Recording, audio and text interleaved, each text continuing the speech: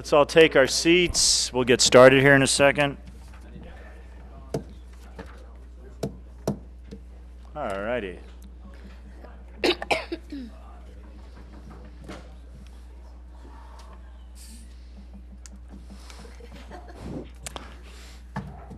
Okay, welcome everybody to the City of Placerville City Council meeting, regular City Council meeting of June 27th, 2017.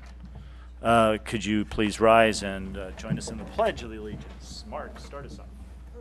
I pledge allegiance to the flag of the United States of America and to the republic for which it stands, one nation, under God, indivisible, with liberty and justice for all.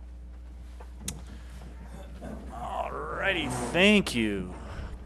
Regina, please call the roll. Councilmember Acuna? I need to turn my Here. phone off. Councilmember Borelli? Here. Mayor Clarici? Here. Vice Mayor Thomas? Here. Councilmember Wilkins? Here.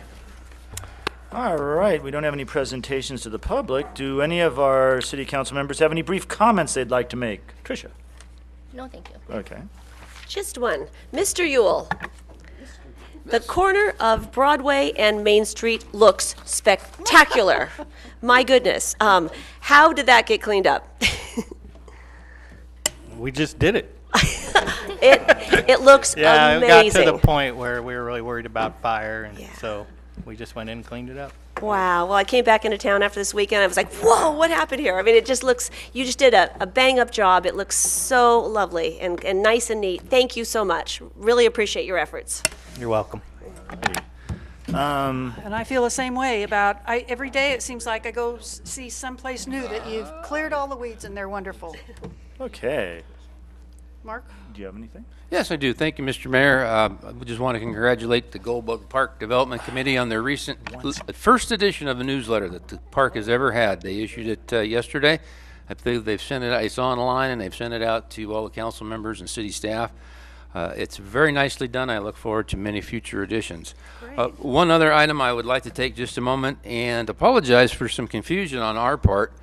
And the apology would be issued to the business owners and customers along this particular block of Main Street. It appears that there was some confusion regarding our on-street parking over the weekend, and I see that we've gotten that all squared away. And I'm sorry for the inconvenience that caused, but I appreciate staff getting it straightened out and getting the contractor out of our important parking places. So it was always difficult over a weekend with a number of businesses. So I apologize for that on behalf of the staff, and we'll make sure that we don't do that again. Thank you, Mr. Mayor. Certainly. Patty? I already said. Oh, okay. I would just like to say that we had another successful brew fest downtown on Saturday, and it was really very nice. A good crowd. I don't know what the final ticket sales were, but it all went well. And myself and Yvette had a fun time pouring beer. Always a good time. And I understand, I talked to PD, the folks that were there at the event, and it sounded like things went fairly well, without incident, as we like to say. So we were able to drink beer on Main Street and not have too much stuff happen. So it reflects well on our community that we can hold our beer. Anyway. But it was a good time, and one of those great things that you get to do on Main Street, and it makes this town wonderful. Okay, so that's it. All right. Mayor, if I could, Steve Yule has one quick announcement, if he can do that now, please. Why, of course. Yes, I do. I have some good news. There is going to be a 39th annual Hangtown Christmas Parade. Tim Taylor of Hangman's Tree Ice Cream Saloon has stepped up to the plate to sponsor this year's parade. Will be held on December 3rd, so we're back on track. So that's really good news. Well, it doesn't surprise me at all. I knew someone would step up and hit a home run, and so far that has happened. Thank you very much, Tim Taylor and all the Taylors, and we look forward to yet a wonderful Christmas parade. Okay. Closed session report. Thank you, Mayor. The council did not take reportable action tonight in closed session. Thank you. Would we like to adopt this particular agenda? I'll move for adoption. I'll second it. We have a motion and a second. All in favor? Aye. Opposed? Okay. Any ceremonial matters? None. Okay. Okay, this is public comment period on non-agenda items. This is for items that are, as I just said, not on the agenda. We cannot take action on anything except for very strange and abnormal circumstances. You have 3 minutes. Please state your name and where you're from for the record. And be nice in your comments. Don't say anything you wouldn't want to have said about yourself. So anyway, go ahead. Thank you, Mr. Mayor and members of council. My name is Don Vanderkar, longtime active member of this community. I'm here again to speak on behalf of the people without houses in our community. Those of us working to care for homeless people are most happy to see the county recently take positive steps. The Opportunity Knocks Continuum of Care group is increasing its efforts. The sheriff has established a team of deputies who work with homeless people. The county has established cooling centers in our libraries. We're hopeful that such steps will encourage the city to take similar actions. The Nomadic Shelter Consortium of Churches currently has available only 5 and maybe only 4 churches with open doors for homeless people. We're desperately looking for as many as 3 more churches to open their doors so that shelter will be available each day of the week during the winter months of November through March. An alternative is to find a permanent shelter so that our approximate 200 volunteers can staff 1 facility instead of 7 spread all over the county. And the facility can provide shelter on a more permanent basis. This would give people without houses a better chance at making appointments and getting lives in order. The nomadic shelter benefits the community in many ways. The sheltering homeless people gets them off the streets, easing concerns of business. Sheltering people allows data collection, which is sorely needed for future funding. Shelter allows access to public health agencies, by public health agencies, to conduct triage and inoculations. Costly use of Marshall's emergency room would thereby be reduced. Despite overuse of ER, many homeless people die on our streets as a result of having minimal shelter and care. In addition to health concerns, sheltering homeless people can reduce police enforcement activity and can reduce the risk of wildfire. Please, City of Placerville, do something to help our citizens without houses who are suffering and dying on the streets. You're mandated to protect public health and safety. I encourage you to respond to that mandate by taking actions to help the volunteers from the Nomadic Shelter Program and other related programs, help these programs get a significant number of our citizens without houses off the streets, cared for, and given a second chance to be productive members of our community. Thank you. Thank you. Anyone else? I'm Charlie Basham with the Goldbug Park Development Committee, and I'm here tonight just to give you a heads up that there's going to be a murder at Goldbug Park. It's going to be held, it's going to happen on July 15th, Saturday, July 15th at 6 p.m. And we're forming a posse of up to 60 citizens to help find the culprit. It's a fun whodunit, you might say. We're not sure if the motive was for greed for gold. Maybe it was a love affair that went bad. But we do know that there might be another act of rough-hewn justice in Old Hangtown that night. And I just wanted to give everybody a heads up. The tickets are $45. It is a fundraiser for Goldbug Park Development Committee. We've partnered with Nello Oliva Winery. They'll be doing free wine tasting, but they'll also be selling some of their finer wines by the glass or the bottle. We'll have non-alcoholic beverages. There'll be a raffle for some fun items that some of the local merchants will be providing. And the entertainment will be provided by Kathy Drew's Interactive Entertainment. They've been active in the area for many years, and they've done multiple murder mysteries in the past, on trains especially. And so they're bringing a certain level of expertise and experience to the event. And I just want everybody to know the tickets are available through Placerville News. Mary Meter, who's on our board, is willing to sell the tickets, but also you can get them at the El Dorado County Chamber of Commerce office. Any questions? Yes. Charlie, thanks so much for talking about this fantastic, really fun event. How do we get raffle prizes to you, raffle items, if we want to donate those? You could talk to me, or Mary Meter's going to be collecting them at Placerville News. Okay, She's great. the one that's going to hit the... I'll get something together from Robinson's Pharmacy and get that to Mary. That would be terrific. I do know that the winner, the person that does solve the crime, the whodunit, and has not only who did it, but why, Nello Olivo has offered up a $100 bottle of wine as the prize. Wow, that's What a great. fun idea. So pretty That's awesome. serious. This will be fun, and I hope this becomes if it's successful, it becomes an annual tradition with us. Love it. Yeah. Thank you so much. Great, thank you. Sounds very cool. Thank Thank you. you, Charlie. All right. Would anyone else care to speak? All right. Non-agenda items. Okay. Thank you all very much. Do we have any? Sorry. Do we have any written communications? None. Okay. Alrighty. I keep doing it.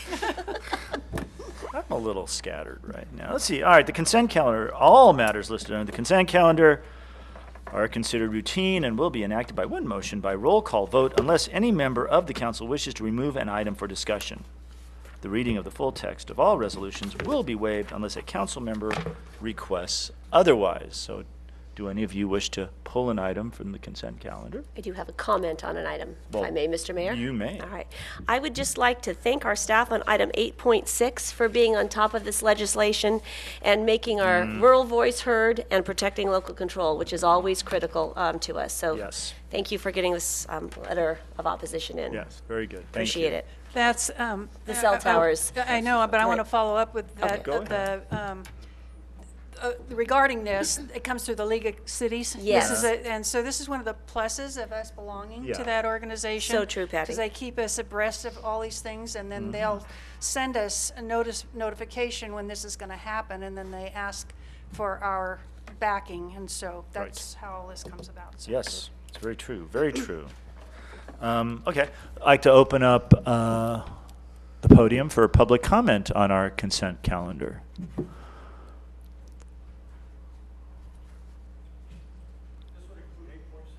Yes, it would. I had a couple concerns. One is Kirk Smith of Placerville. I was alarmed at the title because I think it's misleading. I support your letter, by the way. But it talks about cell phone towers, and instantly I conjured up the image of the 2 cell phone towers, for example, we have on top of Sakamoto Hill, and that's not the case as I read the actual bill. What you have down here, the information comes from a lobbyist organization. And when I looked at other information that's available about the 5G system, it's quite different. It's not towers, they're small units. It's like, for example, what you have at the top of C&H Motors that all of you pass by, whether you notice it or not, or on the top of the old City Hall, and it's used to provide for the surveillance system. Whether we like it or not, 5G is coming, this 5th generation technology, and we need it in this community. We need it because how many of us call our friends who say, don't call me on my cell phone, we don't get good reception here. Imagine you're on a rafting or hiking trip and you have an emergency.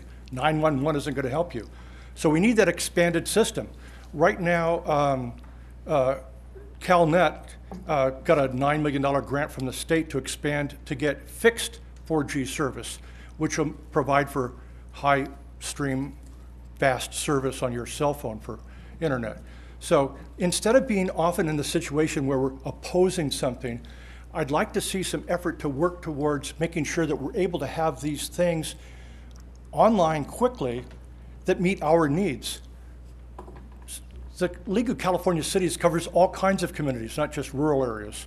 So I'd ask you, I know you're short on resources. Gee, we keep loading the staff up with all kinds of things to look at. But I think it's one thing to explore to see what kind of method you could use to have it, rather than this general blanket challenge to the process. If you're going to have 5G system, it has to be a system. There has to be some uniform process and ways to set it up throughout the state, instead of having a patch mill system. At first, it'll be extraordinarily expensive, and like everything goes down very quickly after that, but only if you help. So I think your letter should be much more modest and include something that's more positive about the need for it, commensurate with matching the needs of local communities like ours. That's what I would add for you. Thank you. Anyone else? Okay. I'll make a motion to approve the consent calendar. In a second.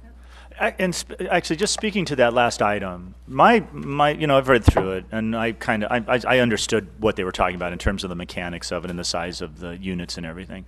I think it's more along the lines of trying to keep some sort of local control over these things. It's not that the city is against putting in small cell towers. It's the fact that the state of California was basically going to make it almost impossible from stopping anybody from doing anything. Exactly. And that's a whole different animal. And so I think that the letter we're writing is appropriate to stop that process. And there's nothing stopping us, I think, from if someone were to come in here and say, I want to start putting together a network of small cells, from us to entertain that idea. And we would certainly be able to do that with our present staff. What we didn't want is the state of California dictating to us, like they do so frequently, about how we can run our city. And so I mean, the concern is real, and and the need is going to be there. But I think what we're doing here is just stopping Sacramento from doing something, and then we can always go and do things on our own. So anyway, that's that. Okay, we have a motion, a second.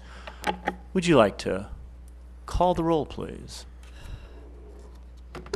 Councilmember Acuna? Aye. Councilmember Borelli? Aye.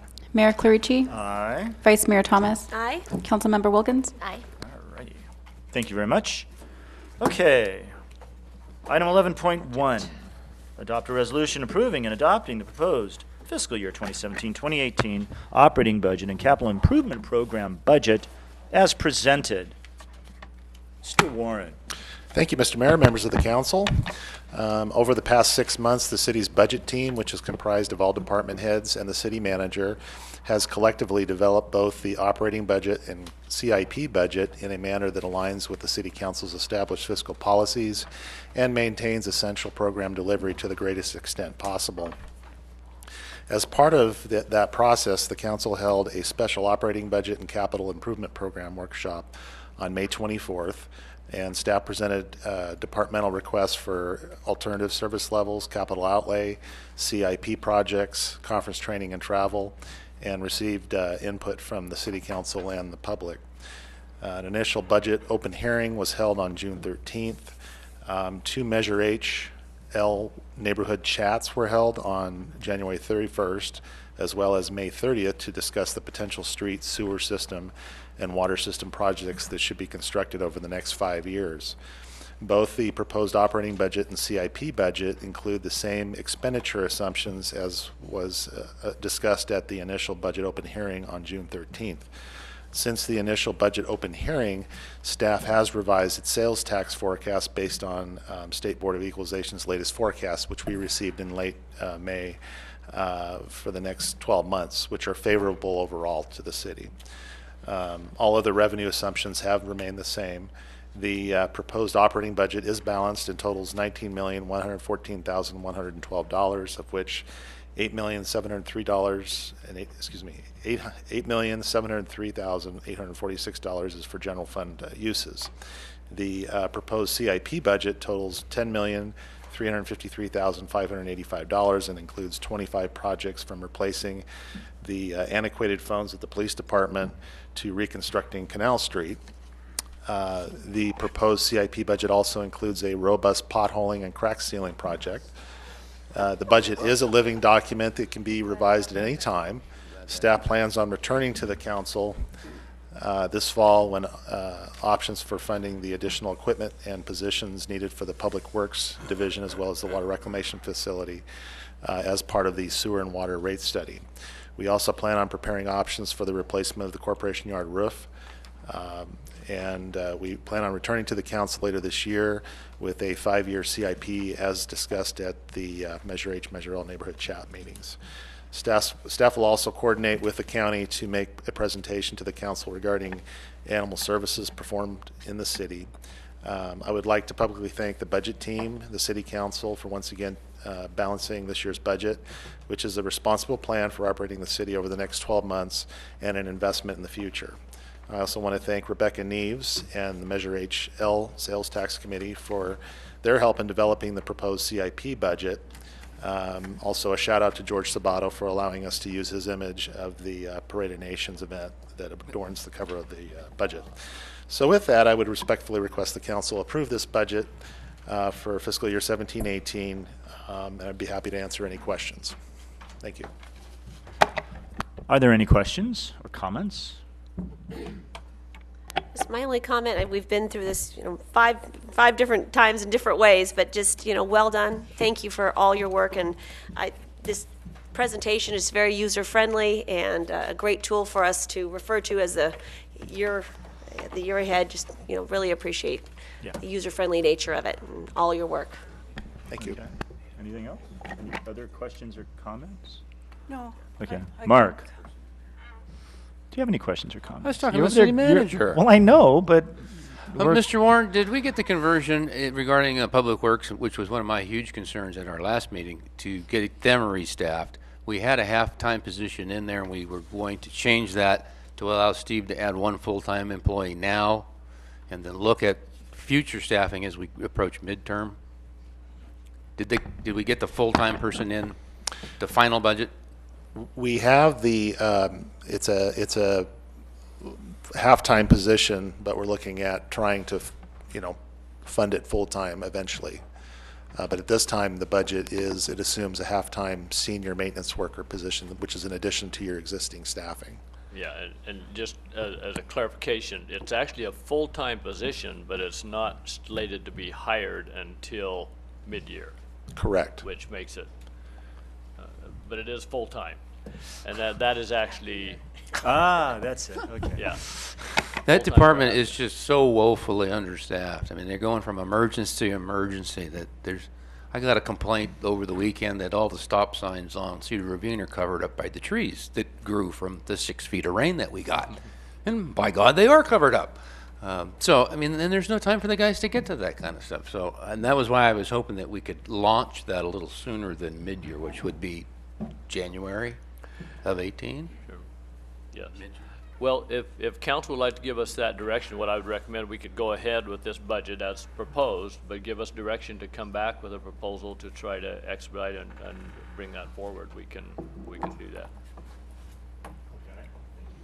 I thought we did, I mean, when you were proposing the budget that we, it was a I think there strong was some confusion suggestion. there. Okay. I didn't get that the formal recommendation was made to make that change, and maybe that's my fault for not picking up. I apologize. It was a strong suggestion. a strong suggestion. Okay. Probably not strong enough. So it's up to the council. If you'd like us to try to find a way to do that, we will. We'll go back and do some searching and see what we can do. Yeah, refresh my memory. Wasn't it a part of the salary survey we were going to be doing, that process? No, No? it's more related to, we had Okay. proposed that some of this For come Public from Works. the new SB1 funding, which we know we're not going to get anything until maybe even January, February was what it sounds like, is how we were going to help fund that position, as it would be specifically working on streets is where it's designed. That's right. So that was kind of originally we were looking at maybe be able to doing it a full year, till we found out we were going to get less money and get it later than we assumed that we were going to get it. Originally we were looking at maybe November, and now it's after the first of the year at least, I think, and maybe later, and it's a much smaller amount than we assumed. But there are perhaps a couple of alternatives that I've discussed with Dave Warren that maybe we can find a way to bring that position on sooner if the council would like us to try and do that. And I guess from a practical I'm sorry. No, I said thank you. Oh, from a practical standpoint, even if you said, let's go hire someone today, they wouldn't be hired for a while.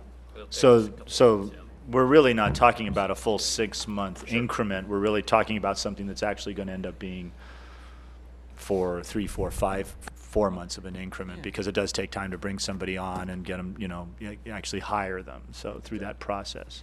And I think what really told the true story is when Mark brought up that we have gone from 14 to 7 employees.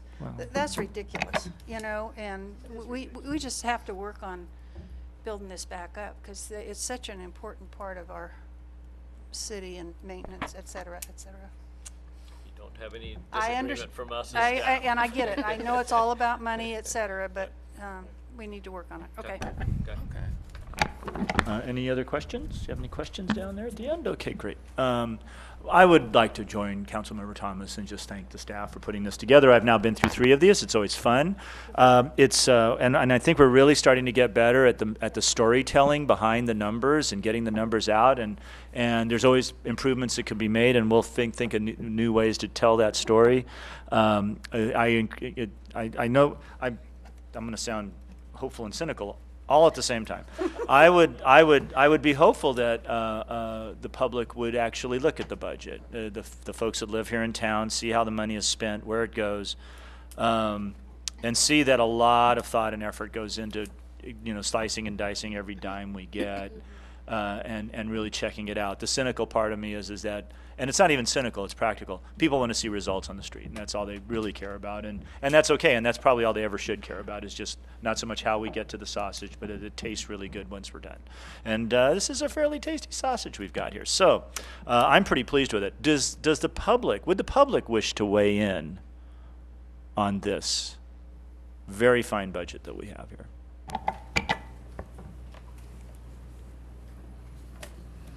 Sue Rodman, resident of Placerville, and I would like to congratulate the city and Dave Warren and the staff especially for doing the almost impossible job of balancing this budget. I do have one concern still in Placerville's proposed budget, and that is that fixing the roof at the corporation yard should not remain a victim of deferred maintenance. The weather at mid-year is likely to make roof repairs more difficult and more expensive. Plus, the longer we wait, the more damage will occur, and that will increase costs.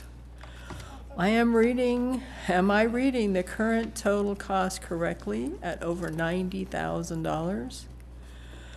Pretty soon it will be less expensive to replace the entire building. In the meantime, I guess our hard-working crews will have to man the buckets and dodge the raindrops. The city's approach reminds me of an old joke. Someone goes to visit a friend and finds buckets everywhere filling up with rainwater with leaks from his roof and asks, "Why don't you fix your roof?" The reply was, "Can't fix the roof in the rain." The next question, "Why didn't you fix it last summer when it wasn't raining?" The reply, "It doesn't leak when it isn't raining, so it doesn't need to do it then." Thank you, Sue. Peg Vanderkar, Placerville resident, and this is a spur-of-the-moment thought regarding those Cedar Ravine trees blocking the stop signs. And I come down this Thompson Way and turn right or left onto Cedar Ravine often, and there's a big weedy bush that grows up every year. And it occurred to me that I could just take some clippers, except I'd be trespassing, and cut down that bush. So the thought that occurs to me now is wondering whether private citizens would be allowed to be encouraged to do some of that cutting of leaves back from stop signs. And we sort of take charge of our own environment a bit. I don't know what the legal ramifications are, and I'm not going to go trespassing all over the place, although that bush may come down one of these days, because it's very dangerous turning either way. You can barely see through the weeds. So anyway, just a thought.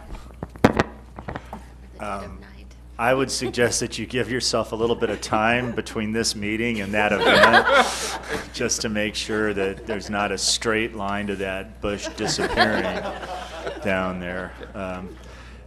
We would strongly suggest that you not go and try to clip around the tree. We will eventually get to, with the maintenance and stuff, and trim up everything. We appreciate your gusto. Now, I will tell you one thing. If you happen to walk like by the memorial, I'm going to do this myself. If you happen to walk by Memorial Monument Park over there by the Christmas tree, There's a few weeds in there. I was by there, and if I was going I do somewhere pull else. weeds. I frequently just pull weeds like that grow up in the gutters and stuff, because there's a couple somewhere that I saw just recently that I'm thinking I got to stop and just yank those bad boys out, but that's us. We would not suggest that you do that, because that would probably be dangerous. Anyway, but yes. It's part of the maintenance thing. We will get to it. We're always trying to get more people out there to work on the very basics. And of course, as Mark Acuna pointed out, when it rains a lot, things grow really fast. So we will try to take care of that. Are there any other comments? Okay, let's bring it back. Oh, the roof. We talked about the roof. Let's talk about the roof. We are committed to bringing something back to you before it rains. Yes. To Yes. look at how we can Yes. solve that problem. Yes. So we will be bringing something back to you Yes. prior to Okay. that. We want to refine our numbers a little bit. I've already talked to Steve a little bit about that and how much we can do to try and get something done that works for us for Right. this year. So Okay, we cool. will bring something back Yes. to you prior to the rain. Right. Okay. Great. And the other thing, before we take the vote here, I would like to see one of the things I was very pleased with, and I know that before I got on the council, times were tough. So this is not about any group of individuals, but it is nice, and hopefully, everything will kind of trend in the right direction for the city over the next few years. It is nice to start to see us putting and investing back in our community. We're doing it human capital within the city. We're also doing it in capital improvements out in the town and maintenance out in the town. Right. So it's good to see some, again, real money now, not just putting Band-Aids on really big potholes, but actually going out and starting to do some serious work within the community. It's an investment in our community. The residents of Placerville should be very pleased that they're starting to see us start to do that. And that will include a more robust trimming of shrubbery around stop signs and other things. So anyway, I'd like to make a motion that we adopt a did we do that? No. Oh, okay, go ahead. Sorry, I thought we had. Go ahead. I'd like to make a motion that we adopt a resolution approving and adopting the proposed fiscal year 2017-2018 operating budget and capital improvement program budget as presented. Okay. I'd like to second that. Great. We have a motion and a second. Would you call the roll? Question, please. Oh, I'm going to add with the suggestions that were. Oh, okay, I'd yes. make that a part of Would my. that, Yes. would that be part of the motion? Yes. To make the suggested. The maintenance halftime- worker. Give the Right. Public Works a full-time maintenance worker Okay. effective this budget year, Yeah. the new budget, And the roof. and the roof And the roof. to be completed Yeah. Before it rains. before it rains. Before it rains. Of course, now it'll rain like Yeah, the like city manager August apparently knows. 15th and- Steve Cleve knows that date apparently. Yeah, that's a bit arbitrary, but okay. Yes, With thank those you. two provisions, we have a motion and a second. The second was, yeah. Councilmember Acuna? Aye. Councilmember Borelli? Aye. Mayor Clarici? Aye. Vice Mayor Thomas? Aye. Councilmember Wilkins? All righty, well And done. if I could now, Mr. Mayor, just take a minute to Yes. thank all the staff members, the department heads, the chief of police, and the city engineer, and everybody, Mr. Ewell, endlessly. We sat through 3 budget meetings, and I want to congratulate Sue Rodman at being the only member of the community that saw the value in attending the process. We started out a little over $1 million in the hole with probably a little bit more than that. And we prioritized, and then we prioritized again. And while we look around and we see Wall Street booming and things going crazy, the dollars come very slowly here. And this is still a small town. And as you frequently advertise it, Mr. Mayor, this is an exciting process, the budget. Yeah.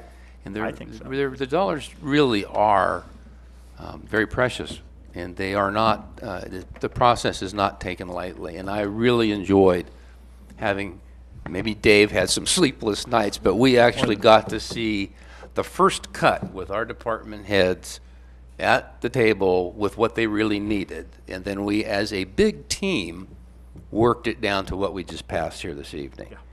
And it really is a responsible budget and really responsible input from those department heads and our city manager. And I just thank everyone for their input and look forward to continued financial security here in town. Yes. Rivas. Councilmember Kuna, I really appreciate your comments. Thank you very much for highlighting that. As you pointed out, this budget represents also enormous concessions from every single department within our city.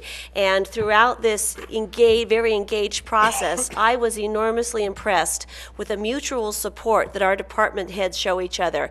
That each department had incredibly legitimate needs that did not make it in this budget, needs that we would have loved to have funded.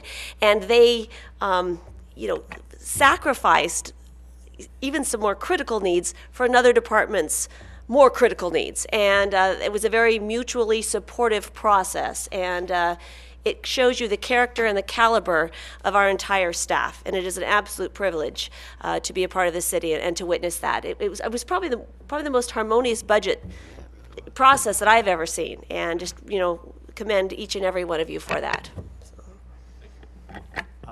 I'd like to think it was tremendous leadership from the mayor, but I'm just saying. That goes without saying. Well, That she goes forgot without to saying. mention that. I'm just saying. I was going to bring that up next. Yeah, that's good. Okay. Anyway, all right. I couldn't agree more. Yes. It was That it just was tremendous leadership from the mayor. on your part. Just, Okay. even if you did forget one meeting. I didn't. I was there. I was just late. Ouch. You know. You walked into that one, sorry. I guess so. Here. Anyway. Moving on. All right. 11.2, adopt a resolution establishing the appropriations limit, the GAN limit, for fiscal year 2016-2017, and determining compliance with Government Code Section 7910. Mr. Warren. Thank you, Mr. Mayor, members of the council. This is a routine item that you take action annually. Section 7910 of the Government Code requires each local government agency to establish an appropriation or GAN limit by resolution. Each year, the city is required to adjust its GAN limit by both the prior year per capita personal income increment and the prior year change in population. The change in per capita personal income was actually 5.37%, and the change in population was 0.17%. Based on these factors, the fiscal year 16-17 GAN limit is calculated to be $21,197,404. The general fund proceeds revenues subject to the GAN limit is $6,271,378, leaving $14,926,026 of unused appropriation limit. Once again, Placerville is well within its GAN limit. With that, staff requests the council to adopt the resolution establishing the GAN limit for fiscal year 16-17 and determining compliance with Government Code Section 7910. Thank you. Does anybody have any questions or comments about this riveting, arcane Another exciting piece of budget work. artifact? Yes, it is that. Okay. Actually, it is very interesting. Okay. Is there any public comment on this On the item? GAN limit. Okay, we're going to bring it back. I Go move ahead. that we adopt a resolution establishing the appropriation GAN limit for fiscal year 2016-17. Second. Okay, we have a motion and a second. I am assuming we have to do this by roll call because this is a money thing. Okay, let's do a roll call on this one. Councilmember Acuna, Aye. Councilmember Borelli, Aye. Mayor Clarici, Aye. Vice Mayor Thomas, Aye. Councilmember Wilkins. Aye. All righty. All right, we have some action items here. Adopt a resolution of intention to initiate amendments to Title 10 zoning ordinance of the city code regarding definitions of types of lodging facilities, including the regulation of short-term rentals. Mr. Rivas. Thank you, Mr. Mayor, members of the council. The city's zoning ordinance is currently silent on short-term vacation rentals as a land use, which means that the use is currently not a permitted use. We do have two exceptions. One are bed and breakfast establishments, which are allowed in all residential zones, subject to a conditional use permit approved by the Planning Commission. And two, in each of the single-family residential zones, we do have what's allowed, the renting of no more than one room. The zoning ordinance does not specify whether the renting of not more than one room permits short-term lodging accommodations for transient guests, which is less than 30 days stays, versus the renting of a room to a tenant, which would be permanent residency. City staff began receiving complaints from neighbors and from other interested parties regarding short-term vacation rentals back in 2013 on each of the 2 vacation rentals that were known to exist at that time. One complaint focused on noise and parking impacts to the adjoining neighborhood, while the others stated concerns that vacation rentals allow for unfair business competition to the more regulated bed and breakfast establishments and the more traditional commercial lodging facilities such as hotels and motels. Other impacts include encroachment of commercial lodging facilities in residential neighborhoods and the loss of single-family residential housing stock and the potential loss of affordable housing units. Staff estimates that currently there may be up to 8 short-term rentals located within the city, and that's based on known units and a cursory review of vacation rental websites. So could be a little bit more, could be a little less. We're not exactly sure at this point. Staff is proposing amendments to the zoning code to create a distinction between owner-occupied short-term rentals, which are typically known as homestays, versus non-owner occupied short-term rentals, which are known more typically as vacation rentals. And then the more commonly known commercial transient lodging and residential dwelling units known as bed and breakfast establishments. Staff is requesting that the council authorize staff to amend the zoning ordinance to distinguish and address these types of temporary commercial lodging types to include but not limited to identification of zones that would be appropriate for the various types of lodging. 2, establishment of a permitting process and fee schedule. 3, occupancy limitations and parking requirements. And 4, the collection of transient occupancy tax. Our recommendation is that the council would adopt a resolution of intent to initiate amendments to Title 10, which is the zoning ordinance of the city code, regarding definitions and types of lodging facilities, including the regulation of short-term vacation rentals. That concludes staff's report. I'll be happy to answer any questions you have at this time. Okay. I'm sure everybody kind of knows what we're talking about, but this is kind of like Airbnb stuff and HomeAway and those kinds of sites that do that sort of thing, just to kind of give everybody sort of a conventional point of reference. That is correct. Okay. And this is going to start a lengthy process that will go through the Planning Commission. There'll be hearings and meetings and all that sort of thing. That is correct. Since this would be a legislative act, it would first be considered by the Planning Commission Right. to make a recommendation to the council for Okay. your consideration and final enactment of any changes to the code. All right, so we're just kicking the process off at this point. You're just basically directing staff to begin the process if you wish us to go forward with these regulations. No, I think it's worthy. On the board of directors down at SACOG, we don't talk about this a lot, but talking to my colleagues down there, this is an issue that is becoming more and more prevalent in all sorts of towns, and they're going through this sort of thing. So it is very timely and something that needs to be at least discussed at the very minimum. Okay, are there any other comments or questions for staff? I'd just like to say that I'm all in favor of us looking into this, and you just kind of alluded to this, Yeah. but I was wondering, have you done inquiries about what's going on in other cities, counties, et cetera? Yes, we have. I have spoken to a few folks from some of the other cities and counties that deal with vacation rentals. Personally, when I was with El Dorado County, I was involved with working with this, well, not really working with them, but observing what the city of South Lake Tahoe was doing quite some time ago. When they were having a lot of problems with vacation rentals that were basically taking over entire neighborhoods, and that was prior to Airbnb and some of the other online platforms that are now available, which is making it very easy to be able to advertise one's home as a lodging facility. And so I was involved with some of the putting together of the code for El Dorado County as well. There is actually a number of different cities Some cities, of course, are vacation destinations, and they have a lot more issue with this problem as far as the impacts on the housing stock and on neighborhoods. Fortunately for the city of Placerville, at least at this time, it's sort of a new use that we've seen, and so I think this is a good opportunity to get a head start on it before it becomes more of a problem. So maybe you talked about you were involved with the county.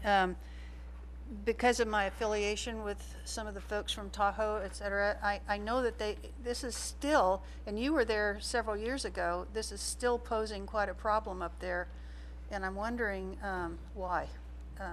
If they have their regs and stuff, why it can't be enforced or it isn't being. I understand that companies are coming in and buying up practically complete neighborhoods, and Yes. It's posing quite a problem.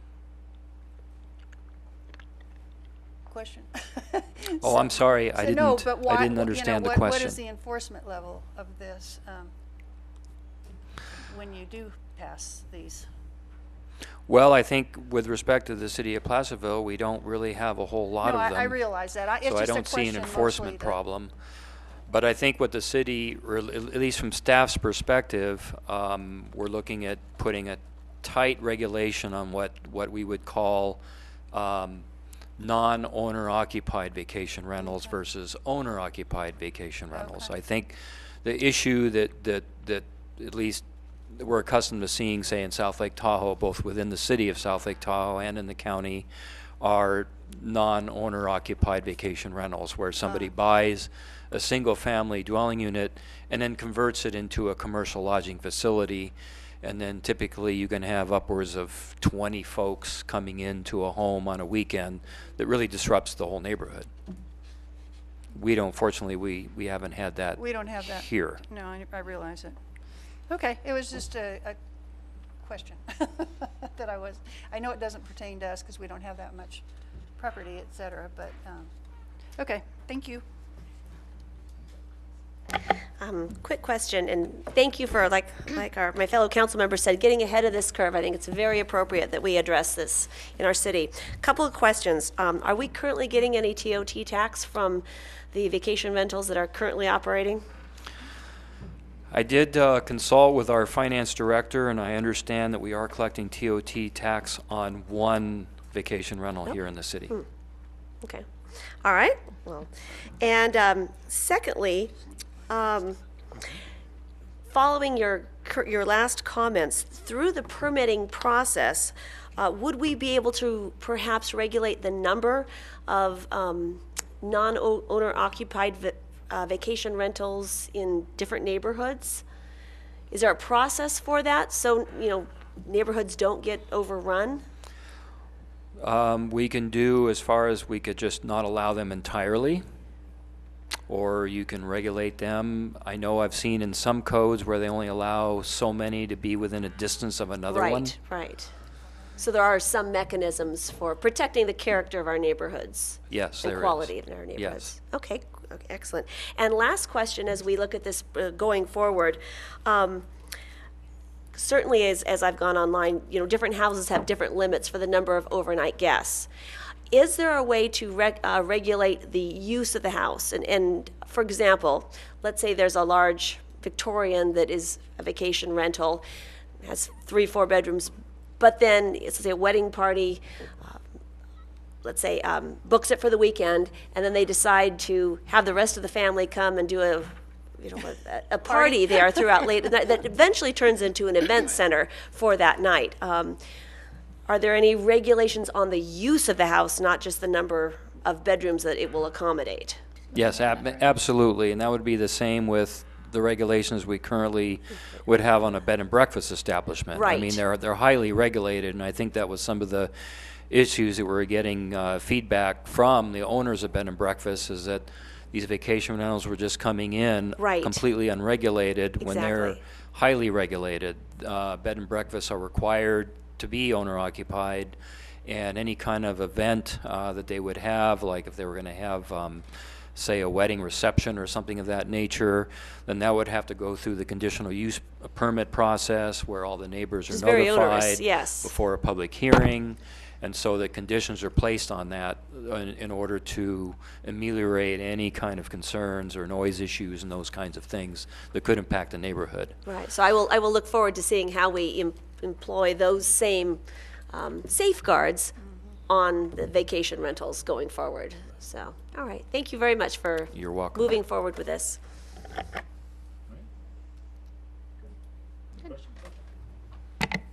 All right. Would the public wish to comment on this particular item?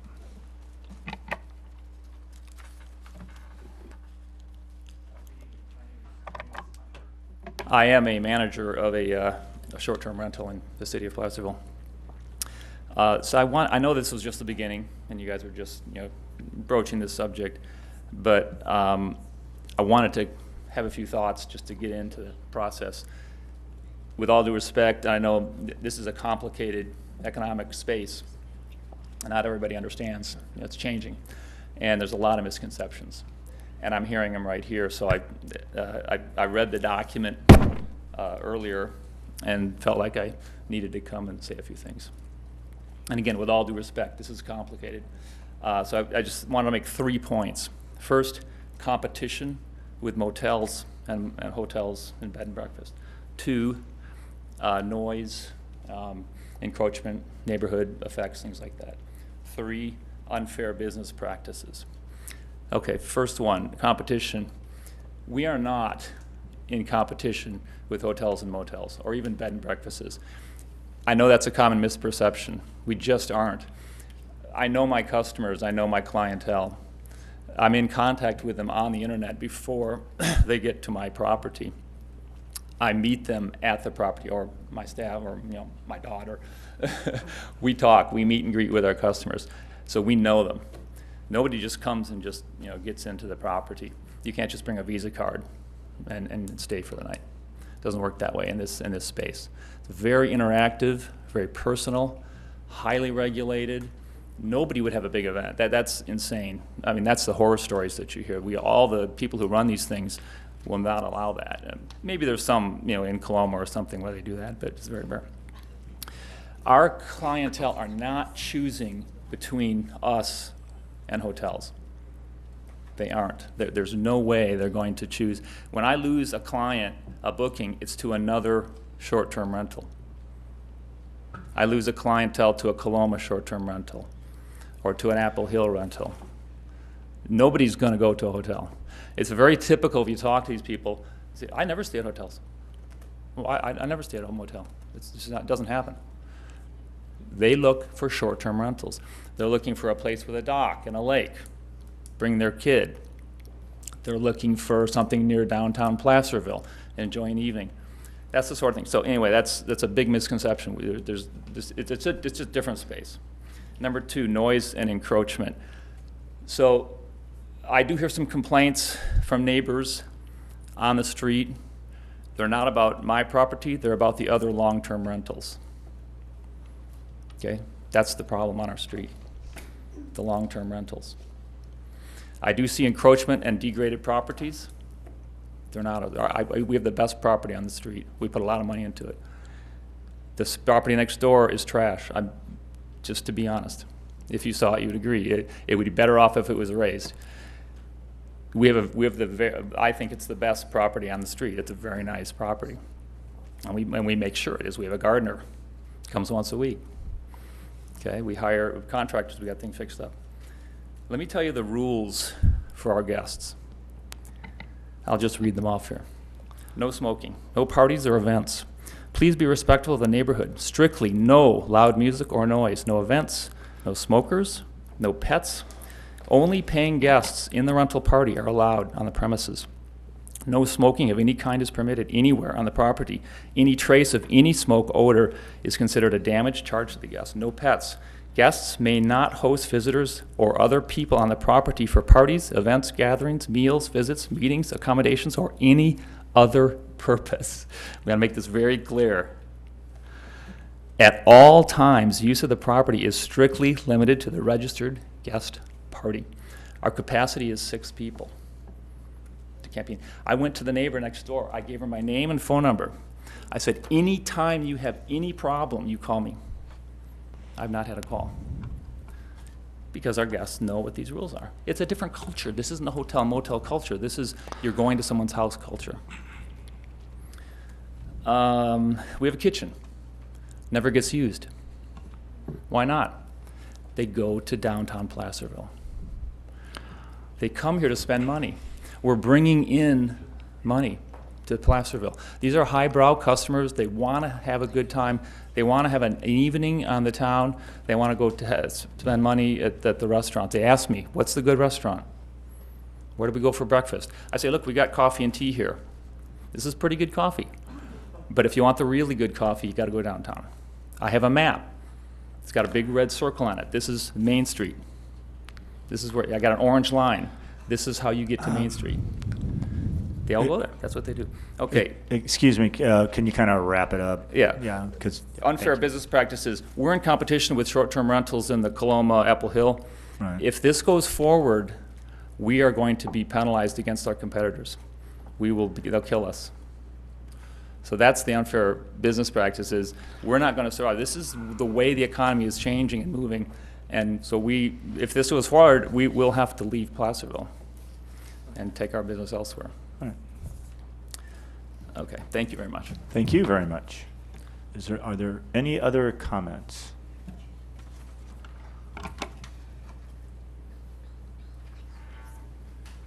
Have we made a motion? I'd be happy to make a motion to approve this. Sue Rodman. Pardon me. Sue Rodman, Placerville resident, and I have several friends who live in South Lake Tahoe and have commented about vacation rentals. People are actually building huge homes up there strictly to use as vacation rentals, and it is destroying some of the neighborhoods. So I think it's very good that we get out ahead on this one and make sure that we've got some regulations in place so we don't get swamped. Thank you, Sue. Anyone else wish to comment?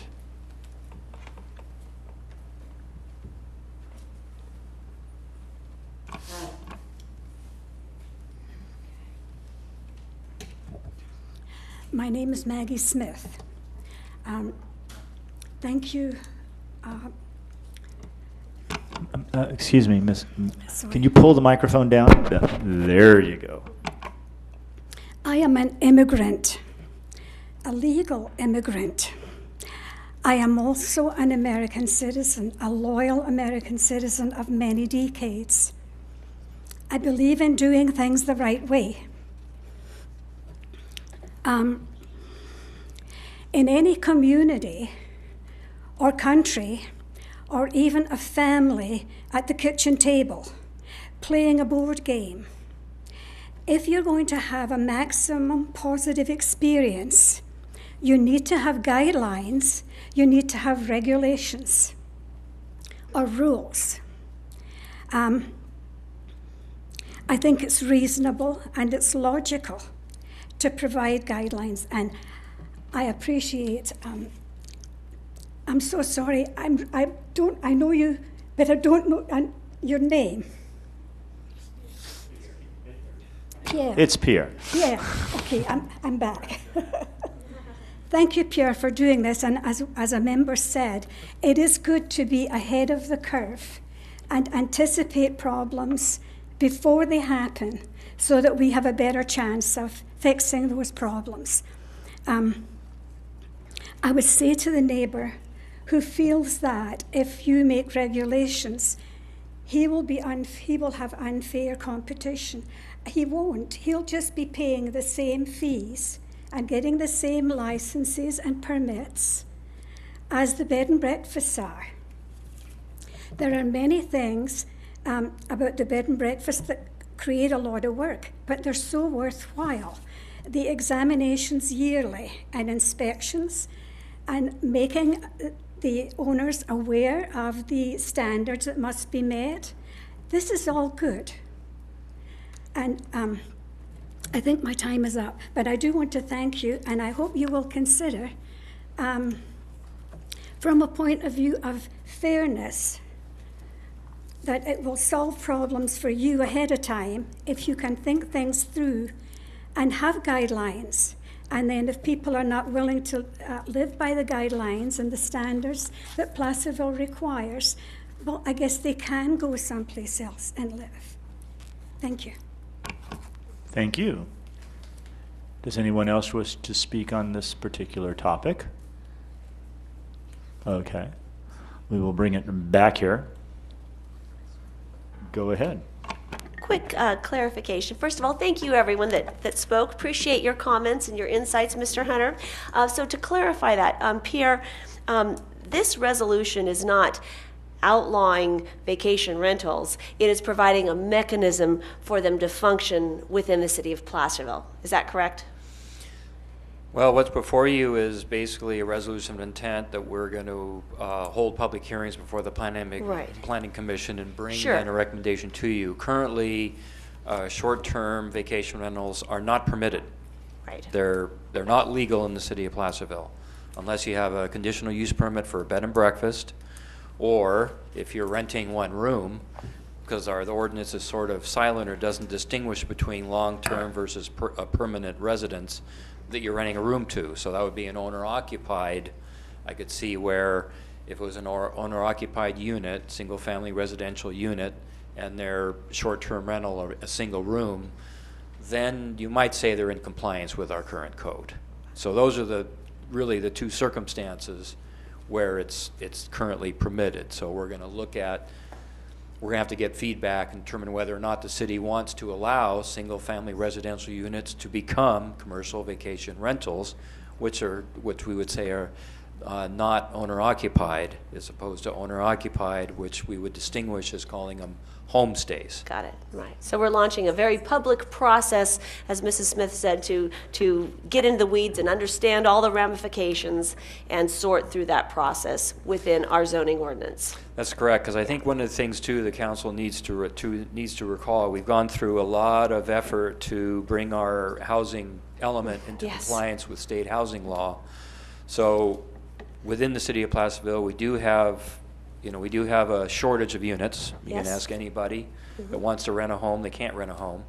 Right. And so the competition really isn't so much with the hotels and motels. The competition is with a single-family residential use, housing stock, which is not commercial. So you've got a commercial type of activity that's sort of coming in, and it's going to eat up our housing stock. And so we need to look at how can we do that, or if we should do that at all. And so I think that's the big question. It's an appropriate conversation to have with our community. Yes. All right. Thank you very much. Any other comments, questions? Well, now I have a question. Good. Mr. Rivas, does the county currently have a short-term vacation rental regulation outside the Tahoe Basin? I don't know, because when I was with El Dorado County, the ordinance was only affecting the Tahoe Basin. Okay. I've recently been helping someone with an issue with a short-term vacation rental in Camino, and have had a little discussion with the county. Apparently they do have regulations now that you have to fill out an application and you do have to register with the tax collector. And there are, I don't know that we would be so exempt that, as the gentleman said, that he would lose business to Coloma. If somebody in Coloma is operating properly, they will be under regulations. So we need to get that confirmed too as part of this process. And I think what we've heard tonight is someone who is a very conscientious owner of an, apparently, as Mr. Rivas has described, an illegal operation. But at the same time, I've heard horror stories from South Lake Tahoe and other communities where, and including the person that I'm trying to help locally, where neighborhoods have been ruined from absentee owners that have turned their properties into this use. So I think we're very responsible to be taking this step and starting a very public process on this. So thank you. I can only speak to my own experiences. And about 4 or 5 years ago, we went to visit our son in Italy. and we were going to Parma, which is not exactly a vacation mecca, a nice town, but not a vacation hotspot in Italy. And that was our very first Airbnb thing. And I don't think in the years since then, if we go into a big city, I don't think I've set foot in a hotel in 5 or 6 years. And it doesn't matter if I'm staying 1 night or 3 nights or 4 nights, because it's almost always less expensive and it's almost always a better experience. And I do use the kitchen frequently when I go to places. I also like to eat out, but I will use the kitchen. This is going to be an inseparable part of our future for some time off, until we decide we don't like this idea anymore, and then the taste will change, and then they'll go off and other things will happen. I think having the discussion is very worthwhile, and talking to everybody that's involved is very worthwhile. It was interesting to see, though, there was an article, I think, in the New York Times. It might have been in the Sunday Times. It might have been, I think it was in the Sunday Times this last weekend, about how Airbnb is actually beginning to change their model away from the example that the gentleman talked about and more towards a hotel, where literally it was like, come here, stay a night, don't talk to the guest, credit card in, credit card out, no interaction. And of course, the Airbnb community writ large was kind of bridling at this, because that's not what they were doing. But it is kind of what Airbnb is seeing. The other thing, too, is Airbnb, at least, and I think HomeAway and some of the big websites, are starting to now cooperate with localities and say, yeah, we understand that you have these things. We want to work with you. I think it could be a win-win-win. I don't think it has to be a negative for anybody. And I think it's a good idea to have this discussion, because it's not... I don't want to say it's not going away and like it's a bad thing, like it's a bunch of bugs that aren't going away, but it's like it's a good thing that's not going to go away. And in a town that's challenged with places to stay in general, it's part of the stock, and I think it could all be kind of worked out here. So anyway, did we ever get a motion? I'll make a motion Okay. to approve staff's recommendation. I will second that motion. I frequently do that. Okay, I infrequently do that. Okay, we have a motion, a second. All in favor? Aye. Opposed? Great. Thank you very much. And thank you for all the good comments out there. I really do appreciate that. Now come to all the hearings and the meetings. This is where the heavy lifting happens, and this is where people tend to disappear. And I get a little agitated just like that. Okay. 12.1, adopt a resolution approving an agreement with Herrera Engineering Consultants. 12.2. Yeah, it's 12.2. That's what I said. No, I didn't. I said 2. 12.2. In the amount of $18,700 to prepare an application for a clean water state revolving fund loan, and authorizing the city manager to execute the agreement. City manager. Thank you, Mayor and Council. As you know, we recently approved the Johnson's Control Agreement that took us to a certain point in that project. The next step was for us to secure financing for the project. One of the options we discussed with you early on was the Clean Water State Revolving Fund loan, which specifically contains a green project reserve, which means that we could potentially qualify for forgiveness of a portion of the principal on that loan, up to as much as 50%. So we were very excited about being able to do that. We've began the process of work. We've met with the state board on a couple of occasions already to see the process and what we need to go through with that. And it is a very long process, I will call it somewhat tedious process, very detailed, a lot of work and preparation of the project report and et cetera that is necessary for this. And based on that and reviewing the work and what would be required to do that, we felt that it would be necessary or advisable for us to reach out for special consulting help to do this application. Previously, when we got an SRF loan for the wastewater treatment plant, we employed the services of Steve Herrera. He wasn't Herrera Engineering Services at that time, but as he is now. But he assisted us with preparation of that SRF loan application at that time, so he is familiar with the process.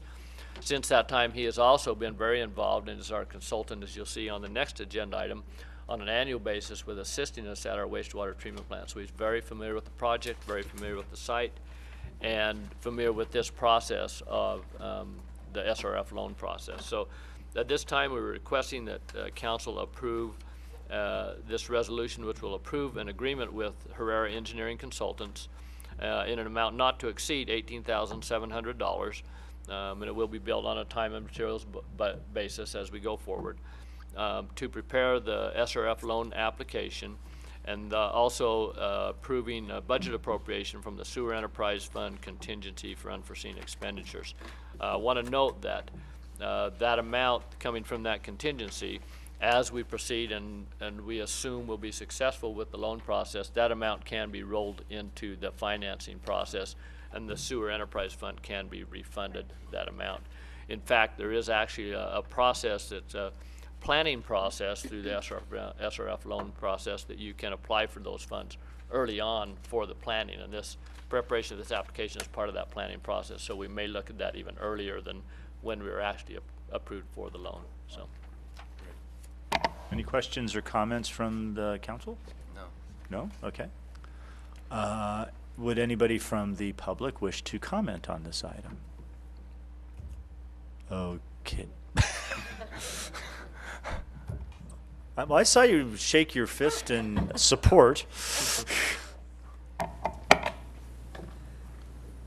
Sue Rodman, this is exactly the kind of loan that we need to get for our things, where we got a 50% forgiveness and to do the things we need to do. So, yay team. Okay, thank you. There was a phrase, I don't think it got used a lot back in the late 90s when rich people started to and it was called the velocity of money. And it literally was, if I wanted something done really fast and you had a lot of money, say you wanted to get your house fixed, an addition or something, you would just take 4 times the amount of money that it required and you threw it at the project to get it done very quickly. And anyway, and I think this, not that we're rich people. We're not doing that. No, we are actually. No, just hear me out. You think you guys had gotten used to this by now? It's been what, 2.5 years? We're used to you, John. Okay. What I'm getting at here is that from the public standpoint, this might seem like, well, why don't we just have staff do it, and they can do it, and they could fit it into their schedules, except it would take a long time because our staff is overworked to a large degree, and this is a way of speeding up a process in a smart way. It'll require us to spend some money today. It'll be done quicker. It'll be done with expertise. It'll be done in concert with our staff, but it'll get done, I think, in a much more timely fashion. And that's where I was going with that story, okay? All right. Okay. Do we have a motion and a second? With that, I move the staff's recommendation. Second. We have a motion and a second. Oh, we're spending money. Call the roll. Oh, that's right. Oh. Hey, see? Councilmember Acuna? Aye. Councilmember Borelli? Aye. Mayor Clarici? Aye. Vice Mayor Thomas? Aye. Councilmember Wilkins? All righty. Thank you for your help with this process. We greatly appreciate it. Oh, we are paying. Okay. Well, still. Okay. Item 12.3. Adopt a resolution approving a consulting service agreement with Herrera Engineering Consultants, Inc. in an amount not to exceed $31,500 for FY 2017-18 to provide technical support with the city's National Pollution Discharge Elimination System, NPDES, permit for the Hangtown Creek Water Reclamation Facility and other requirements for the wastewater collection system, and authorize the city manager to execute the same. City manager. Mr. Rivas. Sorry. Thank you, Mayor, members of the council. The staff is requesting that the council approve 3 engineering consulting services agreements with Herrera Engineering Consultants, and I will summarize them as follows. The first one is the Hangtown Creek Water Reclamation Facility and Wastewater Collection System Support Services Agreement. Steve Herrera, formerly with Somas, Inc., has provided consulting engineering services to the city for many years, related to these permitting requirements and in assisting the operation of mandatory reporting. While with Somas, which was previously Owen Engineering, Mr. Herrera led the design team for the wastewater treatment plant upgrade that was completed in 2009 and is therefore intimately familiar with plant operations. The proposed agreement for this coming fiscal year is to perform similar tasks to those that were conducted in prior years, to include the following. And just to note, the fee hasn't gone up. It's the same as it was last fiscal year, or this current fiscal year.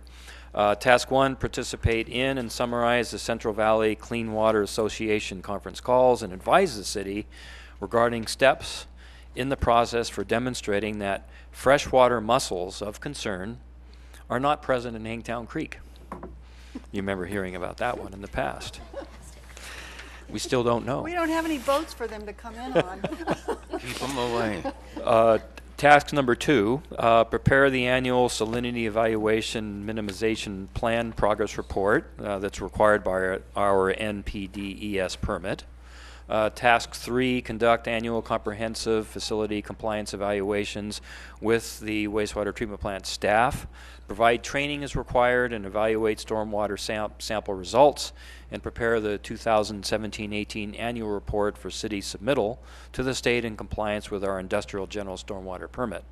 Task 4 will be to prepare a report of waste discharge for the city to the Regional Water Quality Control Board. Submittal of the report of waste discharge is required as part of our NPDES permit. This task includes a meeting with regional board staff and the subconsultant services by Robertson Bryan Inc., which we call RBI, which has been assisting the preparation of the last report that was filed by the city. Task 5 is general support services, and these are generally provide services as required to assist the city in complying with our permit and other waste discharge requirements related to the wastewater treatment and collection system. This work is highly technical in nature and over and above the typical scope of work that has been provided in the past by the city wastewater reclamation facility staff. Because Mr. Herrera has worked with the city for so many years through the upgrade of the facility and providing support services in kind, his firm is uniquely qualified to engage in these activities on the city's behalf. The fees to provide the proposed services described are estimated to be at $31,500, which is the same that was provided in the current fiscal year 2016-17 agreement. And these services would be rendered on a time and materials basis. That's the first agreement. The second agreement is the small municipal separate stormwater sewer system, which you probably heard MS4 permit support services. That's our drainage system. The city's municipal drainage system is required to be in compliance with the waste discharge requirements for stormwater discharges from small municipal separate storm sewer systems general permit, MS4.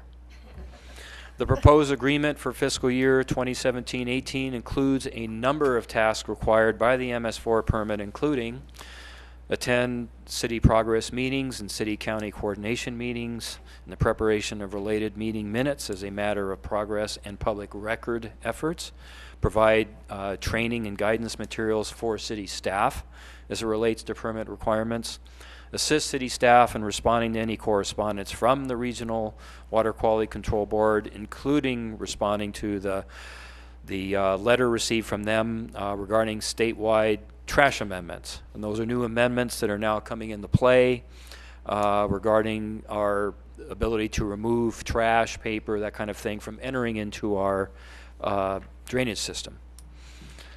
I don't know how we're going to do that. Preparation of 2016-17 evaluation required by the city performance effectiveness assessment and improvement plan. 5, preparation of the 2016-17 annual report that will be due October 15th of this year. And then any other tasks required to assist city staff with our small MS4 permit compliance. This work is also highly specialized in nature, extremely labor intensive, and is over and above the typical scope of work that has been provided in the past by city staff. The MS4 permitting requirements are beyond the ability of current resources available to manage in-house. The fees to provide these proposed services described above are estimated to be $30,000, which is the same as was provided in the current fiscal year 2016-17. These services would also be rendered on a time and materials basis. So the last agreement, the third one, is our Domestic Water System Support Services Agreement. The water distribution system of the city is currently regulated by the State Water Resources Control Board statewide drinking water permit and other regulations implemented by the State Water Resources Control Board and the Department of Public Health. The proposed agreement for fiscal year 2017-18 is for the provision of general support services to assist city staff in the compliance with the requirements by the Department of Public Health, the California Regional Water Quality Control Board, and the State Water Resources Control Board. That would include drinking water requirements, statewide drinking water permit, and general support services to include drinking water requirements and reports related to city water rights, staff training and coordination, assistance with city staff and state staff, site visits as required, assist the city in applying for permit coverage, and preparation of reports, letters, and responses to any notices of violations that the city may receive, and attend any other meetings as required. The fees to provide the proposed general services described for this agreement is estimated to be $5,000, which is $5,000 less than provided in the fiscal year 2016-17 agreement. So we've come down actually in half. It was $10,000 for this current fiscal year. And these services would also be rendered on a time and materials basis. The costs associated with these three consulting services agreement would not exceed then the $31,500 or $30,000 or $5,000 respectively, totaling $66,500, which has been incorporated in our proposed fiscal year 2017-18 operating budget, which you just adopted. Staff is recommending you adopt the resolution approving a consultant services agreement with Herrera Engineering in the amount not to exceed $31,500 for the National Pollution Discharge Elimination System permit for Hangtown Creek Reclamation Facility and other requirements for the wastewater collection system, authorizing the city manager to execute the same. 2, approving the consultant services agreement with Herrera Engineering in an amount not to exceed $30,000 to provide technical support services for the city's small municipal separate stormwater system MS4 permit and authorizing the city manager to execute the same. And then 3, approving a consulting services agreement with Herrera Engineering in the amount not to exceed $5,000 for this coming fiscal year to provide technical support with permits and other requirements regarding the city's domestic water system and authorize the city manager to execute the same. That concludes staff's report. I'll be happy to answer any questions you have at this time.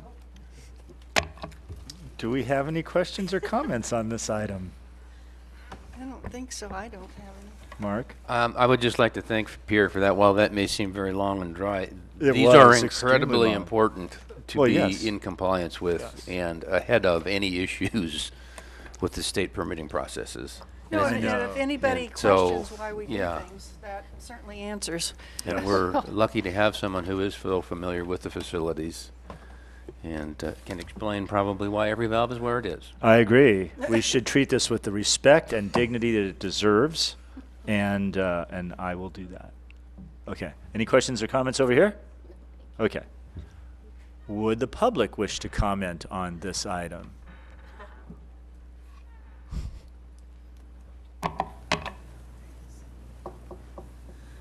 Sue Rodman, Measure HL committee member and resident of Placerville. And it's just like when you have a home and you get to the point where you say, this is beyond homeowner stuff, I need an expert. And so you call in somebody who has that expertise, and I think that is exactly what we've done here. This is stuff that is very technical. And so having somebody who is willing to work for Placerville and do this for us is a plus. So, yay team. So who are you going to call? Okay. Steve, you're not required to say anything if you're okay with it. Okay, good. All right. I thought I'd ask. All right. All right. Let's bring it back here. And I'll make a motion to approve item 12.3. Okay. Second? We have a motion and a second. Please call the roll. Councilmember Acuna? Aye. Councilmember Borelli? Aye. Mayor Clarici? I have anyway, I'm sorry. Aye. Vice Mayor Thomas? Aye. Councilmember Wilkins? Aye. Yeah. All right. Hey, we're done. Okay. Council reports from other agency meetings, El Dorado County Transit Authority. Nope, that's right. El Dorado County Transportation Commission. LAFCO.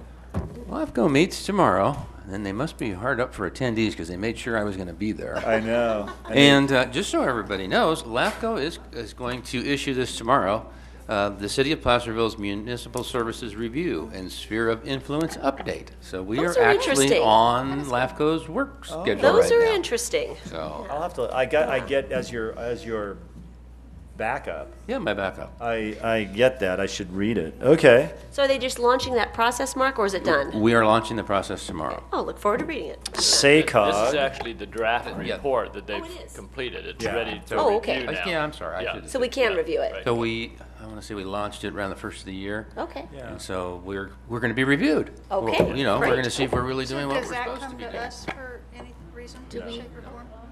I don't think I so. don't believe it does. However, it might not. It would be a good idea for you to have a copy of it when it's. You know, I was thinking that very same Yep. thing, because we have different things that come up from Right. time to time, and the sphere of influence is really crucial to. And levels of service. It does our- Yeah, what we are providing. yes. Cool. All right. SACOG. There was actually it's kind of neat thing. There was a kickoff for the Connect card. It was the formal kickoff for the Connect card. I have made fun of the Connect card in the past, but it is actually out there and it works.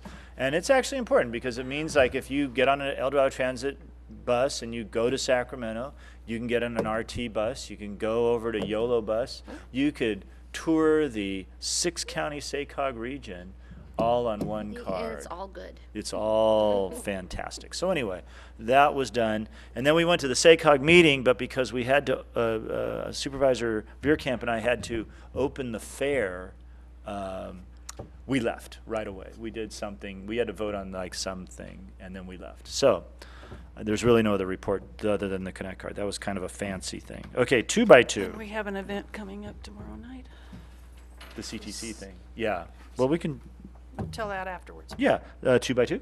Okay. Request for future agenda items. Any so far? Okay. Manager and staff reports? Okay.